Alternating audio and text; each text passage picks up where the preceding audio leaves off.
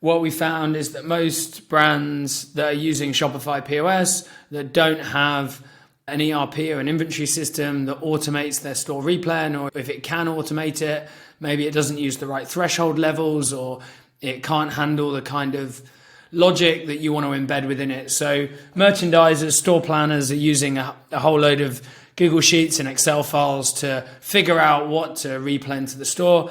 And then the workflow actually gets a little bit worse than there, because the Stocky app that Shopify bought that is used for the store replen natively within Shopify, it will calculate how much you should replen based on an ABC analysis and specifically what you've sold in those stores.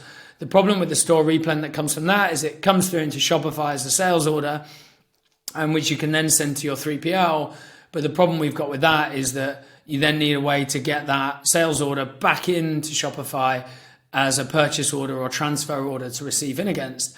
And there is no API on Stocky in order to do that.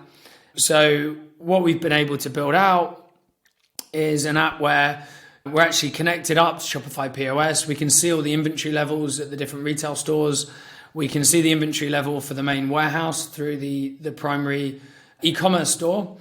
And then you can upload into there your store replen quantities, thresholds, whatever.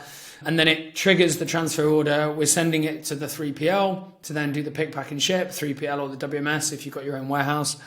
And then as the transfer order comes back across to the store, Nolo Apps is then starting to get involved in store operations. This is going back to where I started in warehouse inventory management. We're actually doing barcode scanning of products against the transfer order when they arrive at the store. We just got a Bluetooth scanner, hooked it up to, like, Airtable has an Android and an Apple app that you can use, and you can just use a Bluetooth barcode scanner to scan the items in, and it reconciles what you're scanning against a transfer order, which is pretty sweet. So we've got that going live with a client with retail stores in the next few weeks, and the output for them is that they're actually going to be able to, the goal is to deprecate their legacy ERP and just move to a model where Shopify is really the core of their operation from a retail POS. It's already their POS, but their legacy ERP is hanging on in there. So that's going to go, and then Airtable is going to become the back end managing the store transfers, and it already does the product development and the purchase order workflows.